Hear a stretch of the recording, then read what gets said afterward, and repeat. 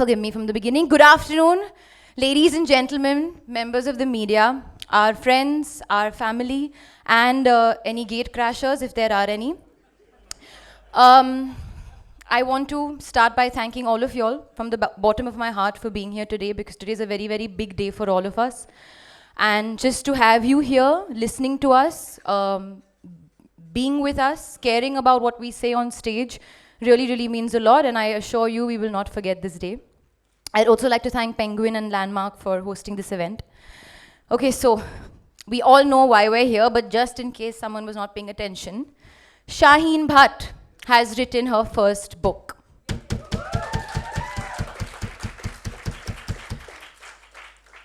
Ugh. I've Never Been Unhappier is an honest, bare tell of her life and her frequent visitor, depression. Okay, so it doesn't happen very often, but the whole Bhatt family is in the room tonight, okay? I'm just giving you a couple of warnings. We're a passionate bunch, and when we're together, we either scream or we cry, and there is some laughter, but it gets intense. So I'm just warning y'all. Shaheen very clearly told me, when I asked her, I said, how do you want your launch to be? She said, I want it to be intimate. And intimate it will be, because we're going to sit as a family. And also she said, Shaheen being Shaheen, I don't want this to be just about me. I want this to be about mental health. I want people to watch our conversation today as a family and learn from it and hopefully follow it. And we should ask important, relevant questions related to depression and mental health and address it as a family, because this book goes way beyond me. And I think that's amazing for you to say that, Shaheen. Okay, so let's begin the afternoon and the event. So if this was The Lion King, then we've reached that point in the movie where it's time to show off Simba to the world, right? And we can't do that without Mufasa. So, Mufasa, Mahesh Bhatt, who's also written the foreword for the book, please say some wise words. I mean, wow. Just try.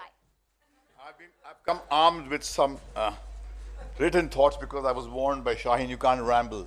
1 second. Can you hear him? Yeah. I was It's gone off, no? warned not to. Yeah. So I was told not to ramble off. So I've come armed with some notes.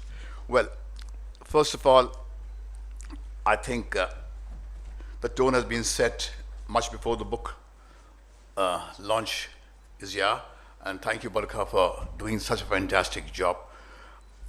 Just when I thought that the world of news is dead,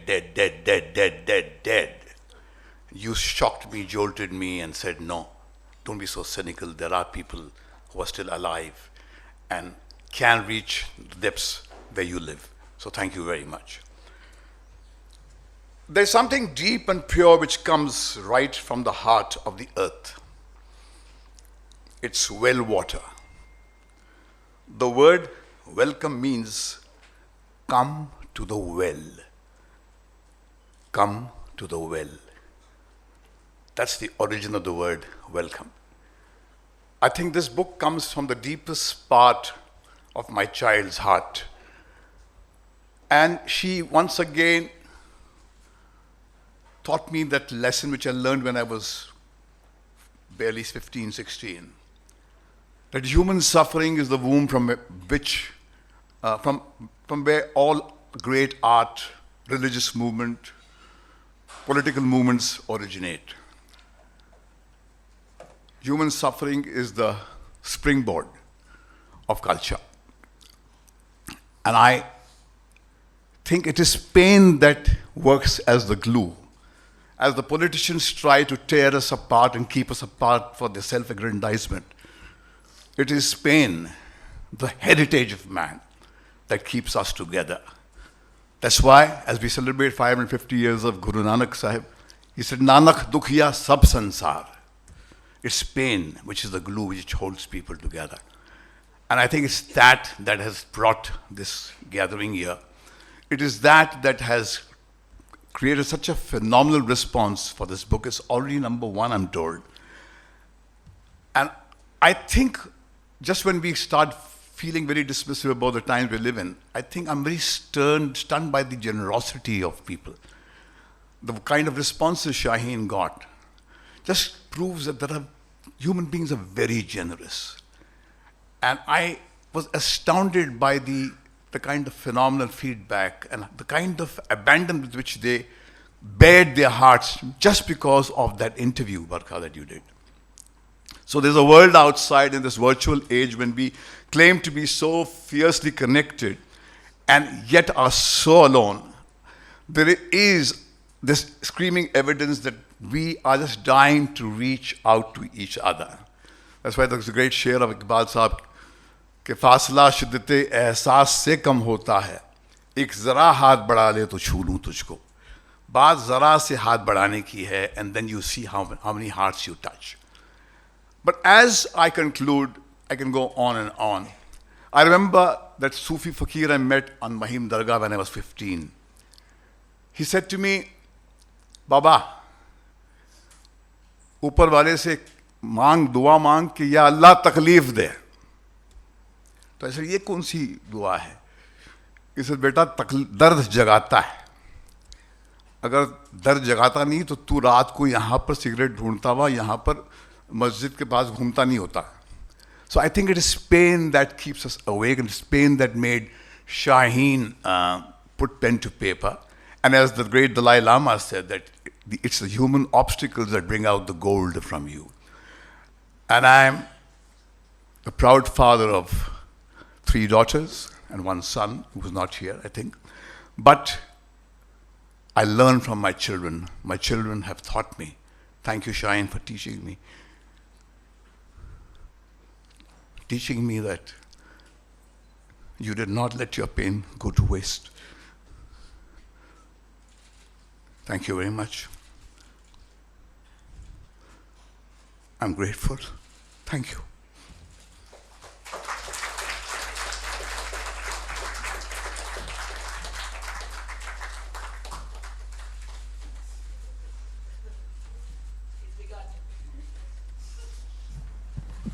Okay, like I said, I've got my box of tissues with me, Papa. So I'd like to now call on stage the Bhatt family, my brilliant, beautiful sister, Pooja Bhatt, the creator of us, my mother, Soni Bhatt, and the woman of the moment, everybody, Shaheen Bhatt.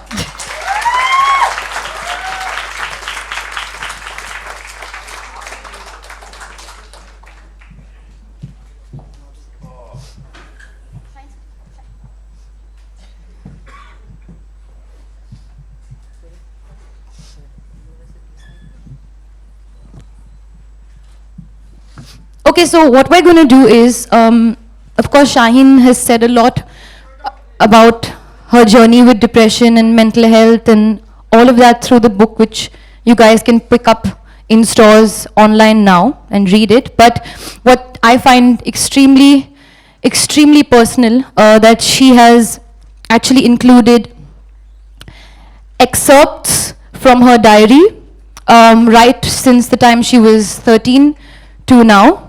And today we're going to read 2 of those excerpts, just Shaheen writing into her diary, and then we'll talk a little about it as a family and ask some important, relevant questions to each other. So I would like my mum to read the first entry of Shaheen as a 13-year-old, right, Shaheen? Yeah, as a 13-year-old Shaheen. Okay, just to say hello everybody, thank you Penguin, thank you all for coming. And in true Bhatt style, I've just been informed that I'm supposed to read this. I've not seen the book before. I came from a flight from London this morning and I didn't bring my glasses. So now I have somebody else's glasses. I don't know how it's going to turn out. I'll try. This is our life. And they were very scared that I shouldn't read this out because it's emotional on top of it. Nina, your glasses are really weird. Okay. Time 9:35 p.m. Date 6/2/2001. Dear diary, why do I even start off this way? I have a splitting headache. I could almost die from the pain. Today was a bad day. I woke up late and I hardly studied, but I went to the market in the morning since I had to buy pens for the exam. I didn't have much lunch. I spoke to Namita in the afternoon. Only spoke for about 15 minutes. I got sad after hanging up. In brackets, yep, again. I've got a lot on my mind these days. I feel isolated and separated from the world. No one sees me. I'm constantly at war with myself. I know it's very cliche, but that's the thing. I only feel like crying these days. I get sad very suddenly. I feel like I'm no good. I know I'm fat and I don't look good, and school worries me. I'm no good at maths or Hindi. I'm afraid I'm going to fail this year and then everyone will think I'm a loser. I think Mama and Papa also expect a lot from me. They keep telling me how bright I am and how I will do well. What if I don't live up to their expectations? I think of Alia and how good she is at everything she tries. She can make them proud. I can't. I'm not good enough. I'm not good at anything. I'm a loser and I don't like it. I wish life wasn't so hard. Is that it? Yeah.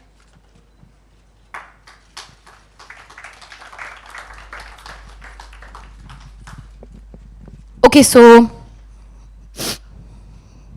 Shaheen, you remember this moment when you were writing this? Do you have like a idea or a sense of?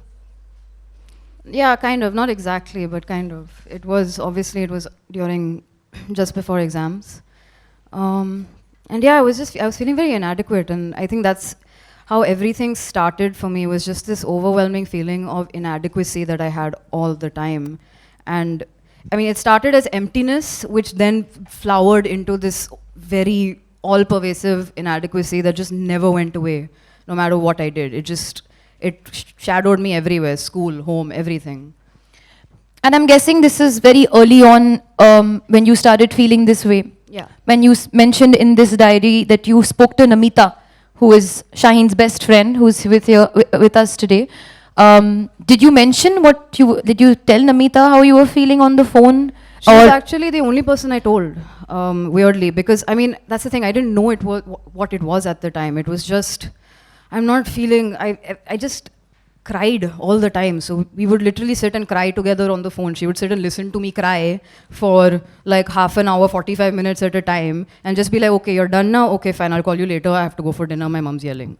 So we'd just do that. Even in school, we'd go, like we had a ritual. We'd go sit outside during recess, sit together, listen to sad songs and cry together. That's just what we did.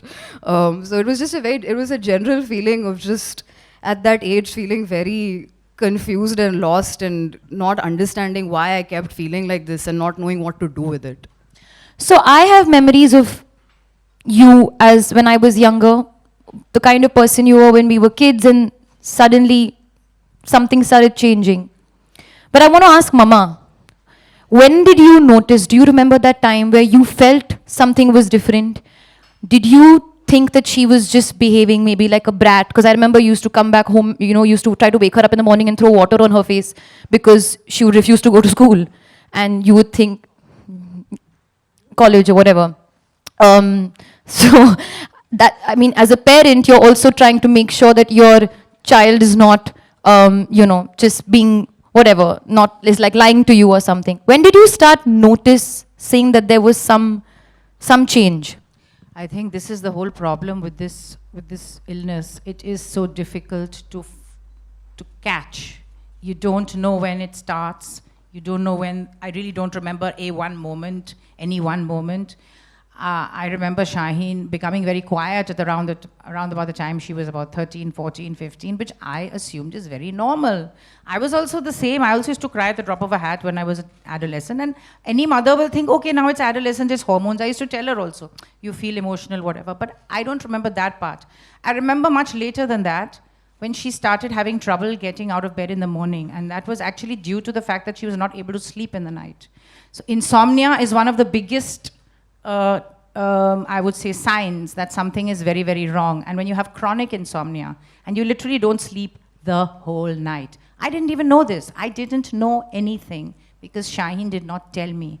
And this is something I want to say to everybody out there. Please, when you're suffering from something like this or you feel something's not right, please talk to your parents about it. And I want to tell parents also that they need to provide an environment wherein kids feel they can talk to their parents and not.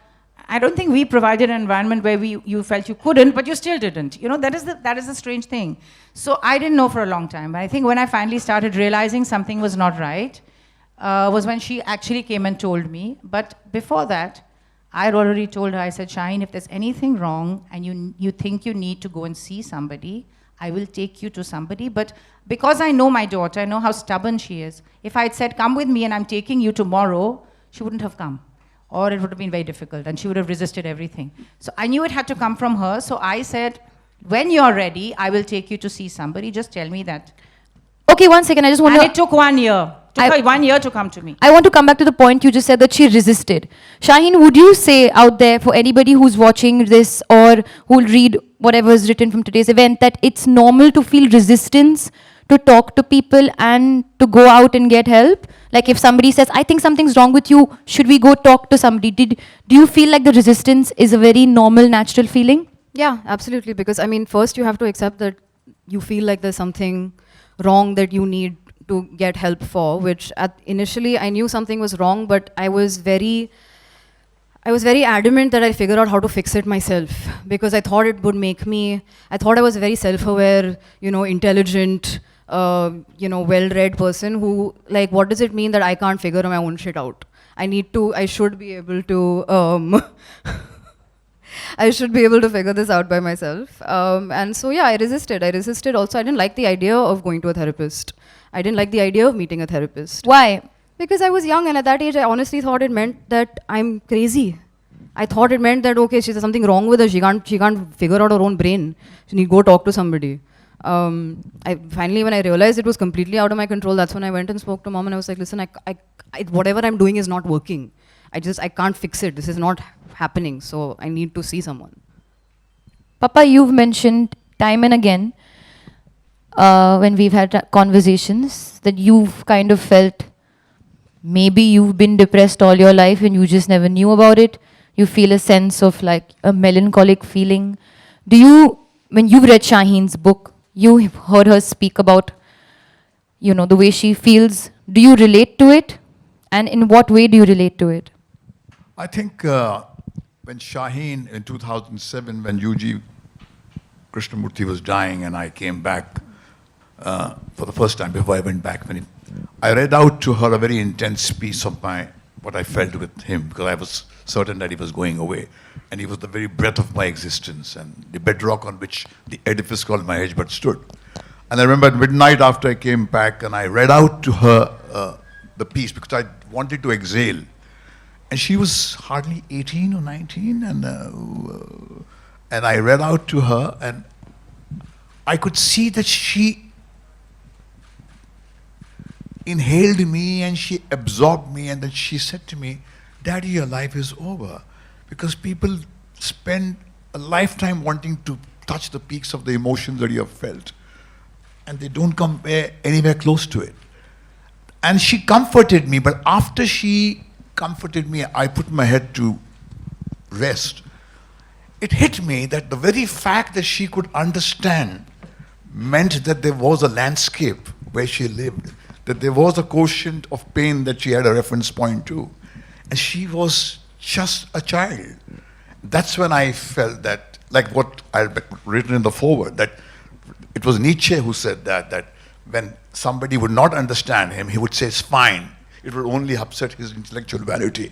But his heart would bleed when he would feel that, oh, this guy understands me or she understands me. That means the person has a reference. But I think Shaheen did tell me that it was because she found me the way I was, she could cope with the lows of life because she felt that, oh, my old man has been through this and he has survived. So I guess something may be right with me. That's what she said to me. And I think, yes, I have been, I think ever since I remember, I've been an insomniac. And I think I have lived with what is called functional depression.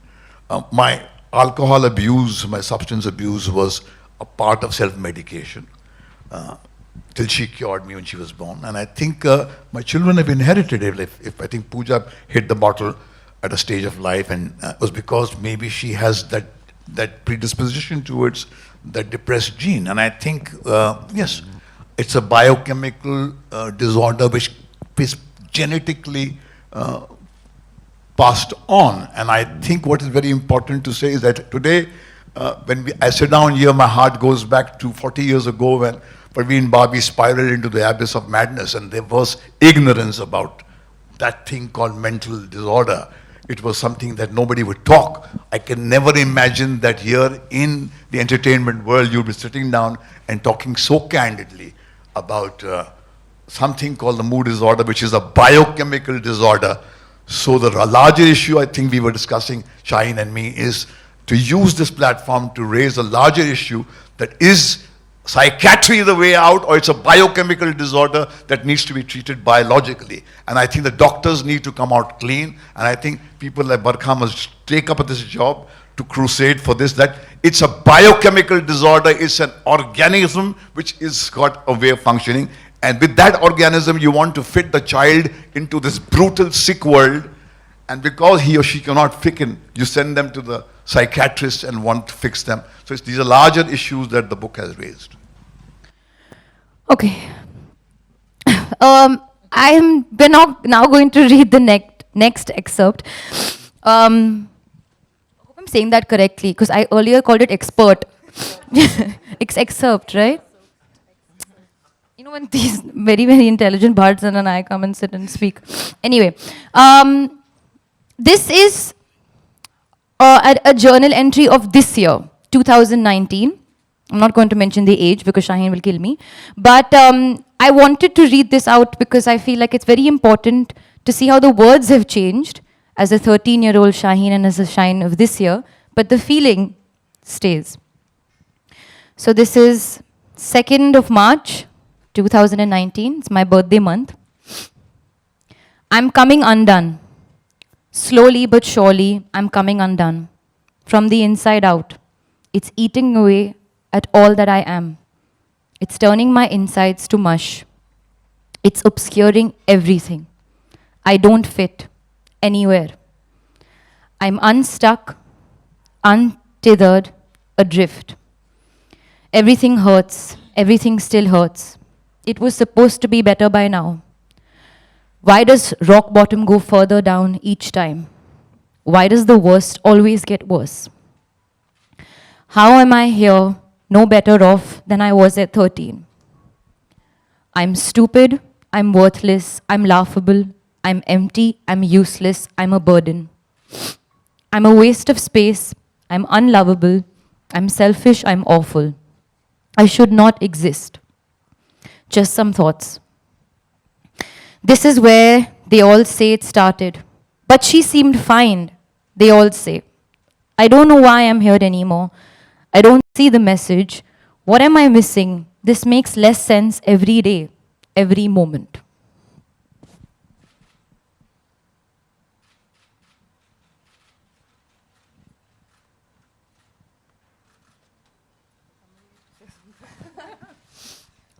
Firstly, no, but I'm like, how are you so okay, like writing this and people reading? I don't understand. Like, this is like, how? Like, what were you thinking when you're like, okay, I'm going to put my pain out there for everybody to just read, and I have read out. This is the year your book. I mean, your book released last year. This is the year your paperback is coming out. It's such a big year for you. And you still say things like, I'm useless, I'm unlovable. I want to understand how you're feeling that way. And yeah, I want to understand it. I don't understand it myself. That's true. Like, I don't know. I don't know. I've been talking to my friends about this. I've talked to you guys about it also. Weirdly, this has been one of the worst years of my life emotionally. Starting this year, it's been a place where I haven't been since I was 18. And again, it's like you're saying, this technically very nice things are happening to me right now. There are a lot of people, everyone I love is sitting, together here for me. But still, somehow, that's how I feel. And if I had an explanation, I would have a solution as well, which I don't. But the fact that I'm asking you this question, I think it shows something that I'm living with you. I've still not been able to understand it. And I'm still saying things like, but things are going well, which is a very common thing that people say, ke sab kuch to acha chal raha tha. She had everything. Or like you said, she was fine. She seemed fine.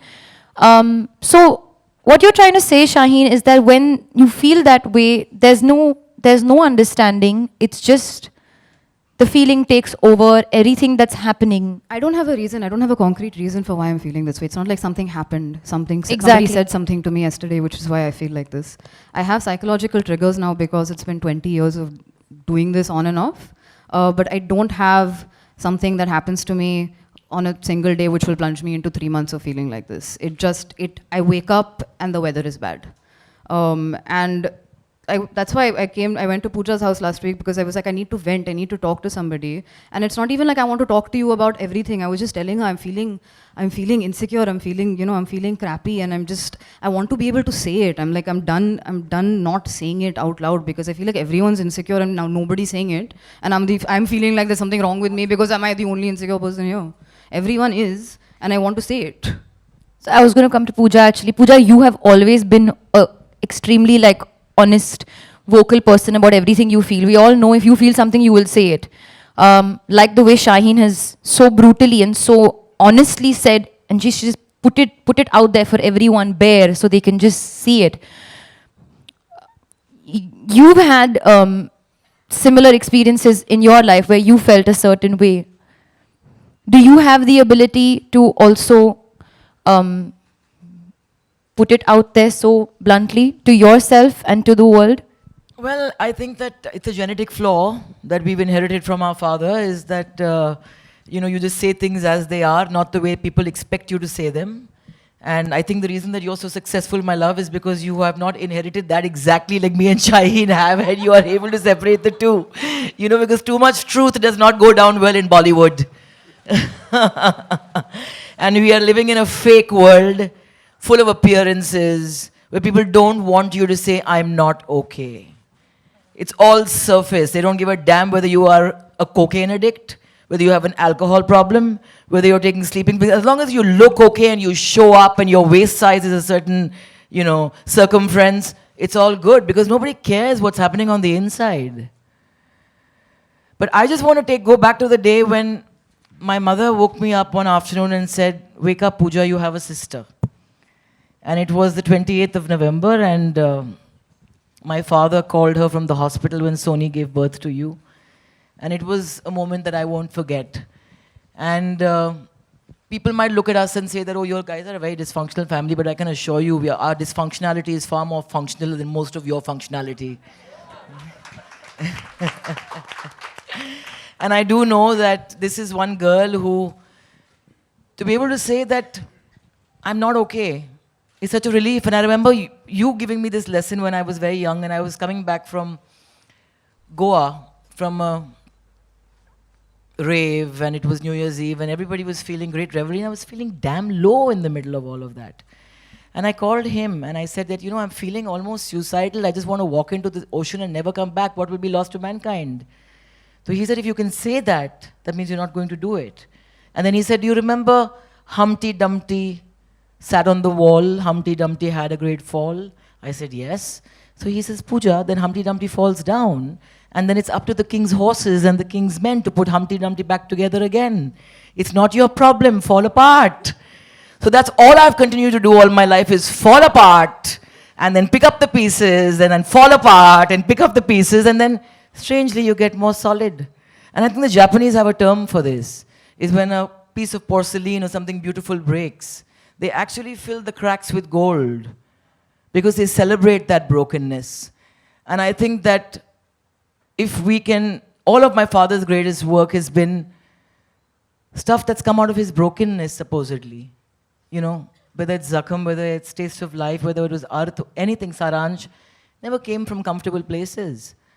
And I think that today to sit here with this brave young lady who I know is going to be my go-to person when this man is not on the planet anymore, only you.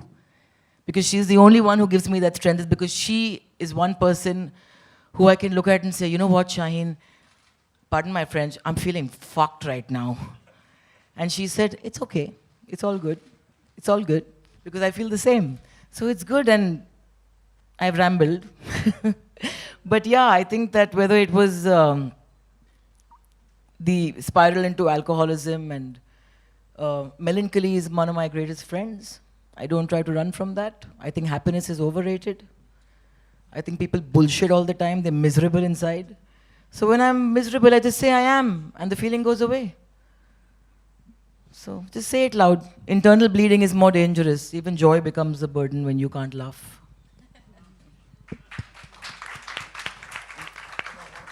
Says, soon you get used to the embarrassment of being yourself. Yeah. And you just stop trying too hard. But I'm sorry to interrupt When you throw the towel. I must tell them the story. Remember that time when there was a unfortunate situation where there was a young lady who had killed herself. And we were all sitting at your home in Juhu. And Alia came in and she was like, what's going on? What's going on? I said, no, this has happened and somebody tried to kill themselves. I mean, they did kill themselves. So she said, oh God. And why would anyone do that? And then Shaheen said, well, I've contemplated suicide. And then I said, and so have I. And Alia was in the middle looking at Shaheen and looking at me and says, oh my God, what's going on? Both my sisters have tried to kill themselves or contemplated it. Remember that moment? So we had a great laugh about it and we're sitting right here. So we're It's not not funny. Not funny. Not funny for my insides. Mama, how do you feel when you read about like that day when we were at Barkha's show and Shaheen started speaking about how she was contemplating suicide a couple of months ago? I couldn't hold it in. I just went like that. What do you feel when you hear this, when she speaks about it? Like Papa said, okay, maybe the fact that you can say it, maybe that you'll never do it. But what do you feel like? I want to know what you feel like as a mother.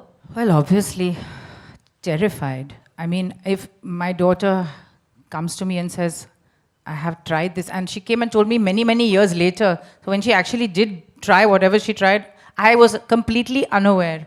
And I think that's what actually has broken my heart, that I as a mother who's so all-pervasive, so loving, so vigilant, so, I didn't know. That has broken my heart. I mean, like, how did I not know? And when she told me many years later, I got frightened as a person, but that other mother in me came over that and just took over. And I went on autopilot and I said, okay, we're going to do this, we're going to do this, I had to formulate a program so that my daughter could not do this again. And that's what I did. And as a mother, that's what I would do. But I have to say, obviously, when I saw Barkha's show and I was sitting there all alone in my flat in London, I wept buckets. Not because this was a new thing that I was hearing, just because the show was, it just came from such a pure place in the heart, and there was nothing that was held back, and it just reached out and flew all those miles across the universe to anybody who was watching it, I think. And I think that's really, I mean, I don't want to even call it an achievement. I just think it's just so wonderful, because this is high time that we brought this conversation out into the universe, and we made it normal to talk about, and we made it honest, and we need to do it. It's very, very, very much the need of the hour. And there are no happy endings. I think. Well, yeah, I suppose there is a reference point in my life. My father's brother's son, my cousin, was a brilliant artist. He was all of 23 years old. He was studying in London. He had a bright future ahead of him, but he was very depressed. Nobody knew it. Nobody in the family knew it. I think his friends knew it. He had tried to commit suicide on a couple of occasions, and they had seen him, and these usual things. You go to a party and see somebody sitting on the roof of some ledge or something and say, come down, and don't go and tell the parents anything, and don't go and tell anybody anything, and laugh it off and drink some more. And that's exactly what happened. And finally, one day, he walked in to his house after a party at 2 a.m. in the morning, and right in front of his mother, he jumped out of the 6th floor window. And that, I had just come back. I was studying in London. I had just come back then 2 nights before and was going to go back in 3 weeks. I couldn't leave. I took 3 months to go back again. And it really shattered me. It was something that, it just, you know, it is just so unfathomable that anybody who's got the future ahead of them in any which way can actually take such a drastic step. And it was just something that shattered our whole family. So yeah, I just want to say that that's a reference point I have in my own family. So obviously, it's not new in that sense, but it was terrifying to know that your daughter would think of it also. Yeah, what to say? But she says that she thinks of it, but she doesn't think she'll ever do it. No, I'm quite secure in the knowledge that I won't. It's exactly what Pooja said, what Papa said. If you can talk about it, Absolutely. you're okay. Yeah. It's very important to talk about it. Okay, so we are now going to take some questions from the media, if there is any. If anybody has any questions.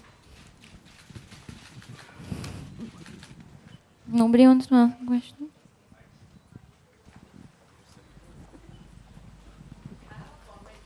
Yes. But I have this comment for my dear friend Soni. Shaheen, you're not the only one she's thrown water on and woken up early in the morning to get to work. She's done it to me as well. I Hi, Alia. remember it well. Hi Alia, Faizan this side from result brand. मेरा सवाल आपसे है, personally आप क्या सोचती हैं depression के बारे में? What's your personal views on depression?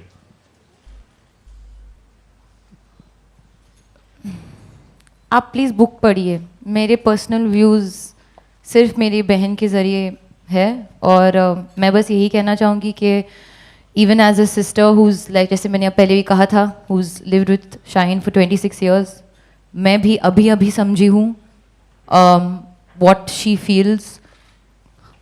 मैं उससे, how do I respond to her, what I could have done better, what I can do better, which I will also ask you at some point, Shaheen, that it's very important that you tell everybody sitting on the stage what we could have done better or what we can do in the future for you.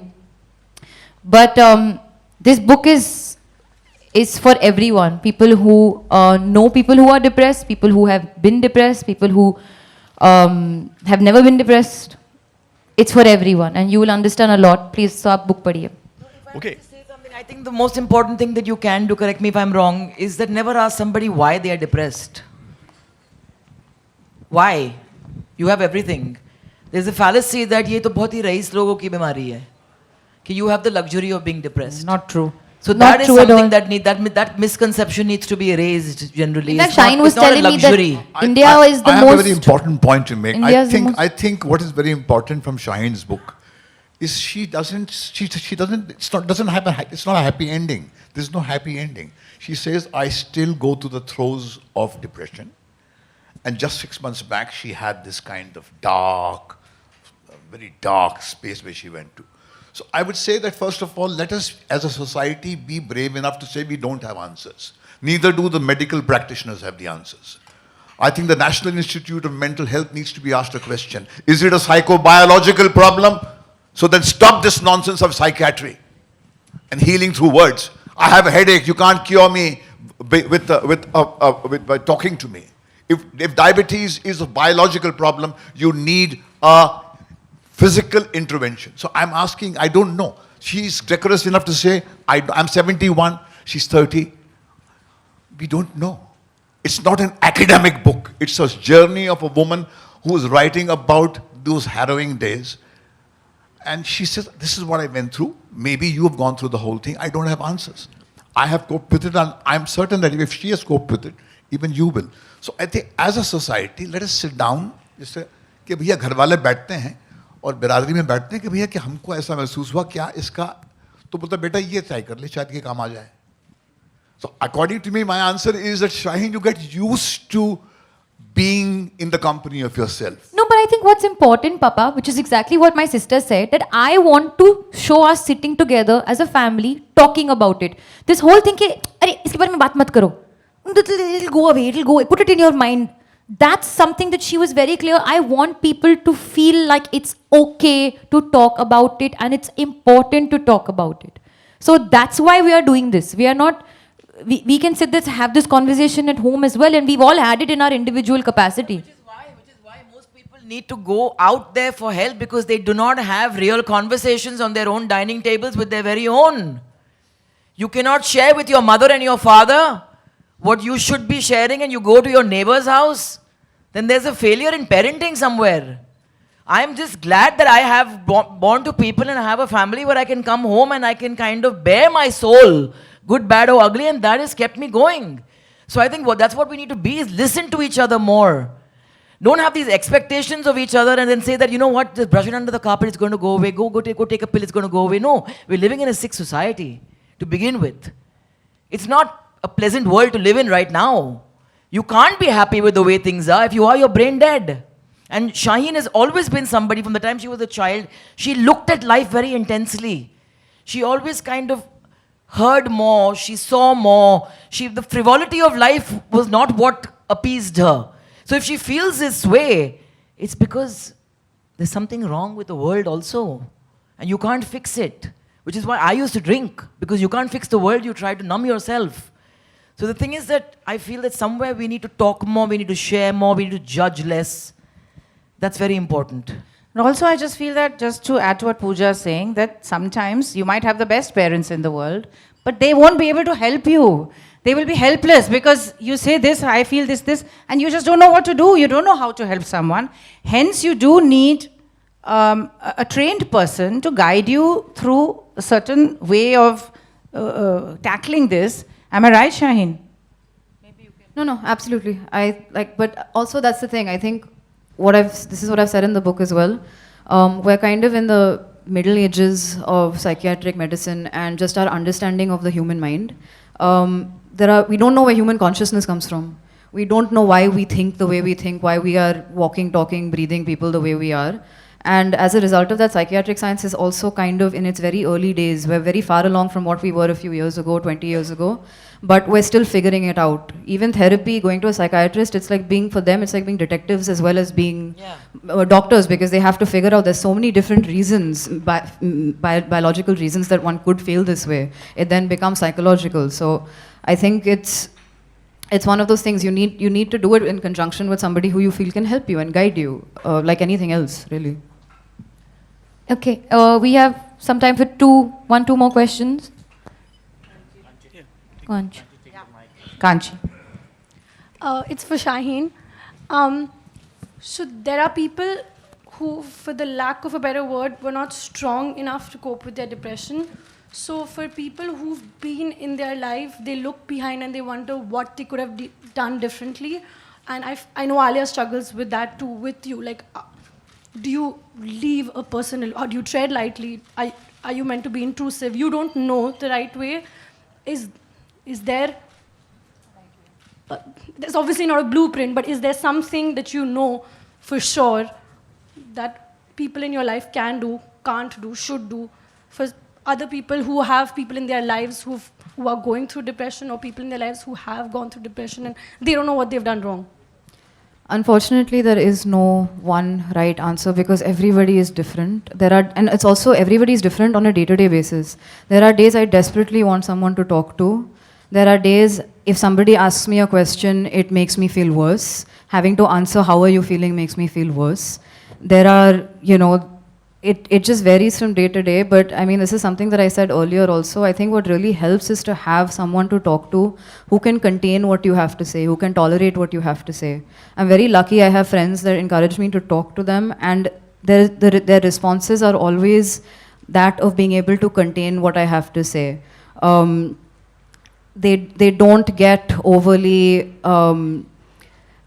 flustered or emotional about it, and so as a result I'm able to just be myself without the guilt of feeling like I'm making them feel bad or I'm making them worry. So I'm very lucky that I have that in my life. I have people that I can talk to quite easily. So I think the only thing, and that's also where my father helped me, which is he was the place where I went to who could tolerate so if I say, Papa, I'm feeling like I don't want to be here anymore, he's like, yeah beta, I understand, it's horrible, I've been there. It's not, oh my God, oh my God, what are we going to do? He's sitting there and he's listening to me and he's saying, I get it. And as a result of that, I feel like I have somewhere where I can go, where it's a safe space that somebody can hold it. So that's the only thing I feel has really helped me. And I think it's important to face one thing, that only the courageous people have the ability to stay vulnerable. And when you're vulnerable, life touches you. People who are egoistic are frightened of being vulnerable. That's why they create these defenses. I think that's what it's all about. And all great art, music, great writing. It's only when Shaheen got completely vulnerable, she could write like this. And you don't have answers. And the ability to listen. I think the most important thing what Shaheen said was about her friend, Namita, that she would just call up and she would cry. And then after half an hour, she said, are you done with crying? The very fact that somebody across the line listening to you as you cry. So you don't really want answers. There are no answers. There are pretenders who claim to have answers. Papa. And they institutionalize those answers. And they impose those answers with the butt end of a gun. Or make it a religion. There are no answers. I warned you this is going to happen. Mankind doesn't have answers. You bullshit to your children. You don't follow the things that you pretend to preach to them. They see it. I have never pretended to my children that I was in possession of the virtues that people flaunt. That's why they feel that they are not misfits with me. I am a misfit at 71. I can't expect a young little girl to fit into this sick world where brutality is legitimized. Papa. So nothing is wrong with you, darling. Nothing is wrong with you. The psychiatrist wants to fit you into this brutal world. He is more sick. Papa. And small talk is for the small, so for the very small. You don't have that chip, na? No. Okay, one more question. And Papa's not allowed to talk. You're not allowed to talk now. One more question, please. A nice question. No. Now you want normal conversation. Nobody wants to ask questions. It's great. Then we'll move on. We are very happy to. Okay, cool. Done. So now But I just want to congratulate you, you brave young woman, because I think the most important thing that Shaheen does, like somebody on my set the other day, I'm actually acting after I don't know how many years again, but came to me and they said, oh, your sister. And I presumed that they were going, about Alia. And they were like, no, your sister Shaheen is so courageous. I said, why? What happened? We saw her interview and please thank her for normalizing what we try to gloss over all the time in this business that we are in. So everybody is depressed. She has had the courage to say that she is, and she's given everyone a signal that you're not alone. Okay, before we exit and Shaheen wants to say, you want to say something? We have to first launch the book. So we have to all launch the book. So this is the moment, guys.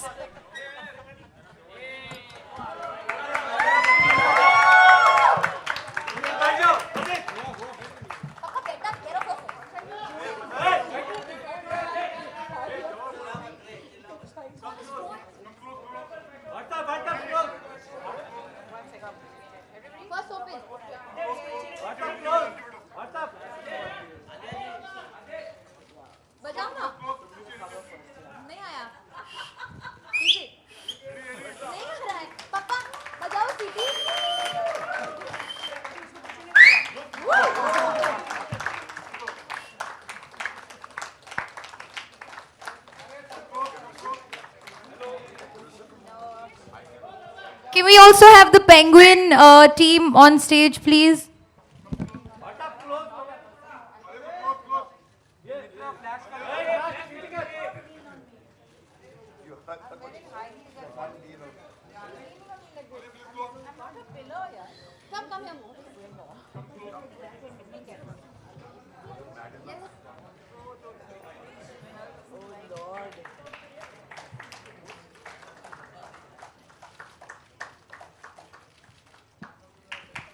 Okay, thank you. Thank you, thank you. Video के लिए आप लोग पूरा दिखाना हमने जो भी बात किया है.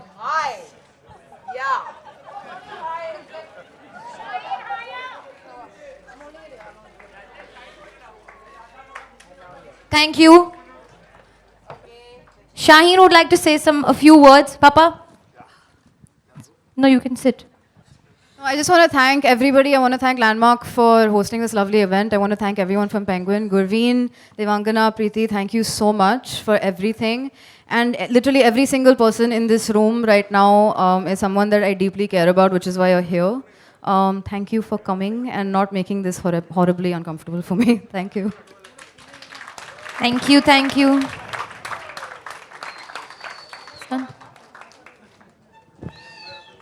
Thank you all for coming. Thank you so much.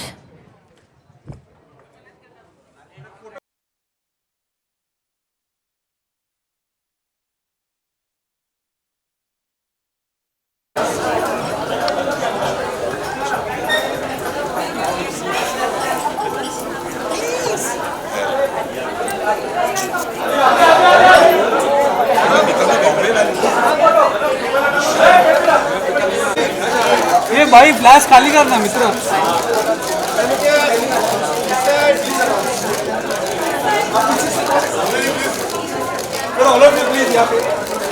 What's up? Sir, straight.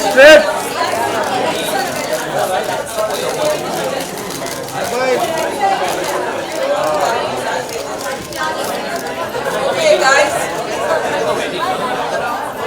Likes to तीनों. Okay, I don't need a mic. Books are available for sale outside. You bloody well buy a copy each. We haven't sat here in bed or something. Let us know you purchase a book.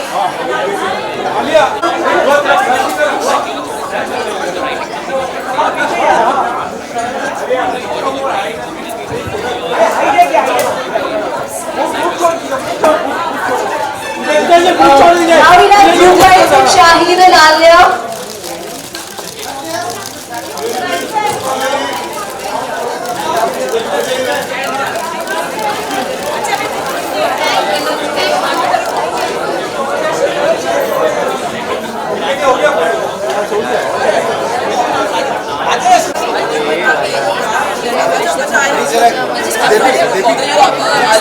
One photo I've taken. I'll get it to you. I'll get it to you.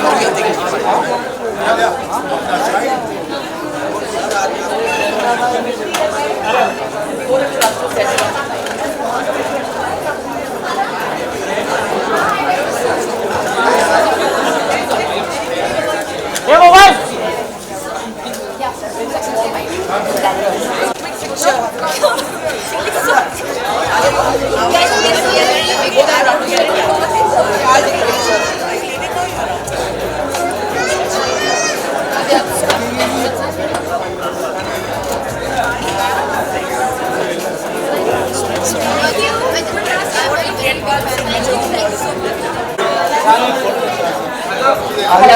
Electronic media, please come up for the group wise.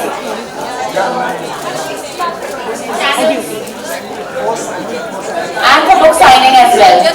Guys assembling at the stage for book signing. Karan sir. कौन सा पीछे? आले.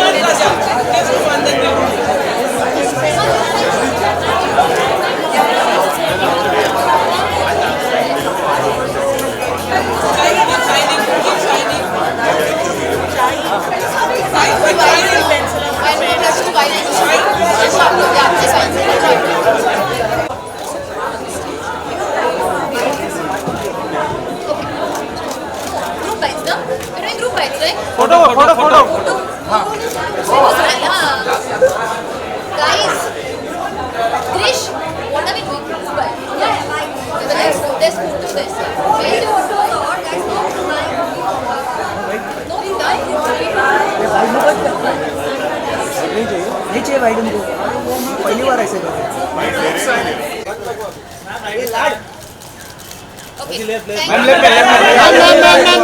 नहीं हुआ left में नहीं हुआ आलिया